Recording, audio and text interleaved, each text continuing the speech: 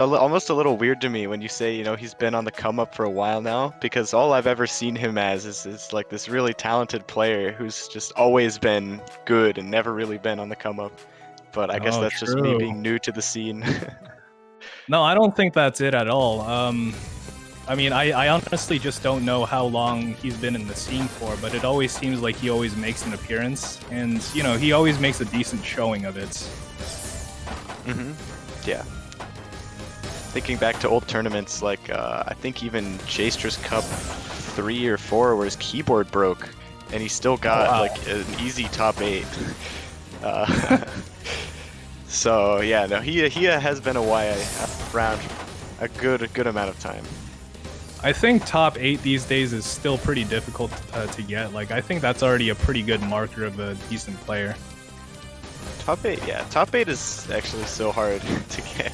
Yeah, like once it gets to a certain point, there's like this barrier in terms of skill level that's I think a lot of players struggle to breach into, because like that's when you got to start thinking a little more about your actual play and what you need to improve on, and actually like execute on how to improve on it. Yeah.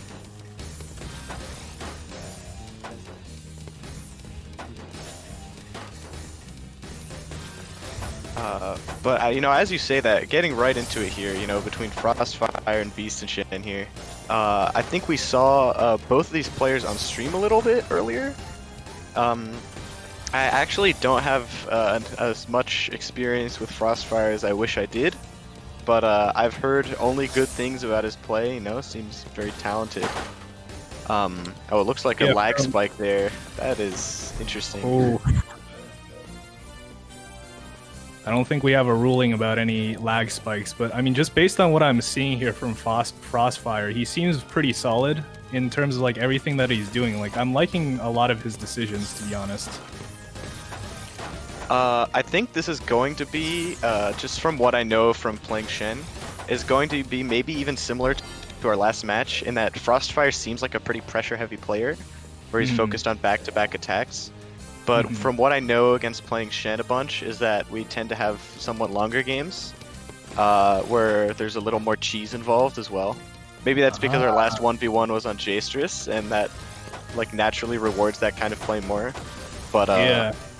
Well, Shen's strategy is very interesting here, and QMK, you might have more thoughts about this, since I think this is somewhat of a strategy that you employ, but like Shen is not really going for any big sends here. You're seeing him do more like triples and doubles where he can. I don't know how much that is intentional, but he does seem to be playing a little more passively. Yeah, he's not initiating any attack. In Tetrio, I think that can be a really good strategy, where you just like wait for the garbage and then strike. Ooh, So okay. He's gonna have like a tough time here, though. Oh, I think he's running that through him. Not pretty there, but the misdrop did not help either.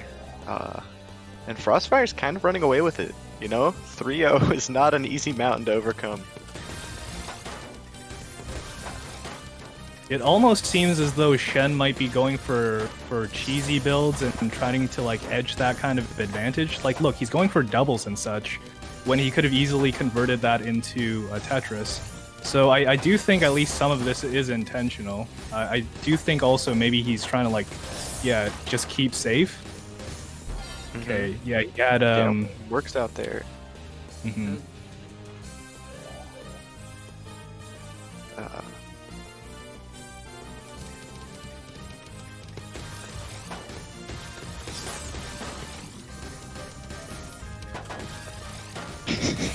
Thank you, Dazer. I know they can't hear you, but that was a beautiful contribution. Always looking out for us. Yep, he's got our backs. Thank you, Dazer. Is it just me, or is BeastinShen like seeming to play a lot cleaner now? Maybe it was like nerves before, or maybe he's just changing up his strategy. But I feel like he's some of these patterns are really a lot cleaner than he was going for before. This is, I think, the nature of playing the style that he did at the beginning, at least. Like going for more cheesy builds, what that involves, at least from what I've seen in Tetrio, The experience seems to be, a lot of triples, a lot of doubles, and then, whenever you can, a decently big downstack combo. So otherwise, you're not going to be able to outpressure, conceivably they'll be going for back-to-backs. It's kind of hard to send enough to send anything at all. So I think he gotta like choose his spots. Maybe he's choosing them a little better. He is getting cheese to... Yeah, you saw all that cheese, right? That just looked horrible to get through. Didn't look very healthy. What I'm seeing on Frostfire's side is that he's kind of employing that same strategy. So I don't know, maybe this is a battle of the cheese. As you say that, Frostfire sending 3 quick T-spin doubles right off the opener. Oh, is he alive? He is alive, barely. Oh, I don't like that though. Oh boy, that was really aggressive.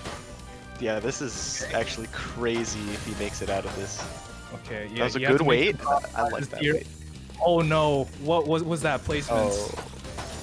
Oh, I think it's fine. There's a way out now. Nice. This is crazy. How is he alive? Yeah. Oh that was really good down stacking. Oh, okay, he's gonna have to make some compromises again. Oh, that compromise. This looks rough. Oh boy, yeah. I don't know whether or not he would have been able to set up that triple. Does he have enough room there? I don't know. It was definitely a rough spot though to be in, and also a little self-inflicted. So, some questionably aggressive decisions, but understandable when that's the win condition, I guess. Yeah, I think it's just my experience is if you're sending a lot of lines, then you have to maintain a certain amount of pressure to be able to, not get toppled over by the very same garbage that you sent over to your opponents. So like, there's some sort of like equilibrium that you have to reach in terms of like sending, and when you're fixing your misdrops and stuff, you still have to like maintain a certain amount of pressure. Otherwise, your opponent is gonna, get out, and once they're not being pressured, then they can use all. I mean, it's all clean garbage at the end of the day. At least like from the last 2 rounds that Frostfire was playing. Yep, pretty much. Interesting also to see Hachi spin be used. I feel like you don't see that one all the time. Yeah, but, the way that he's using it is actually pretty good. From what I'm seeing, it's very effective. It's been doing him a lot of favors in terms of getting the edge opening game. I mean, kind of look at Beast here. He's got decent garbage, but it's all like checkered up, which I personally don't like. Oh, yeah, this just looks really hard to get through. Oh boy! Oh, he doesn't have that to misdrop too. Yep. Yeah. But even with a game like that, Shen kind of bringing it back from that 3-0 lead that Frostfire had. So yeah, this is a lot more competitive than I imagined it would be at the beginning, because Frostfire was kind of running away with a lot of the games. Okay, T-spin 0 by BeastinShen. Oh no! This could be Frostfire misdrops to edge out the win. So that's this is first to 8, right? So Beast doesn't have many games to work with. Oh, first to 7. Okay. Yeah.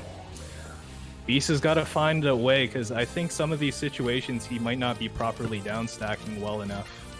He's getting kind of stuck in the down stack sometimes.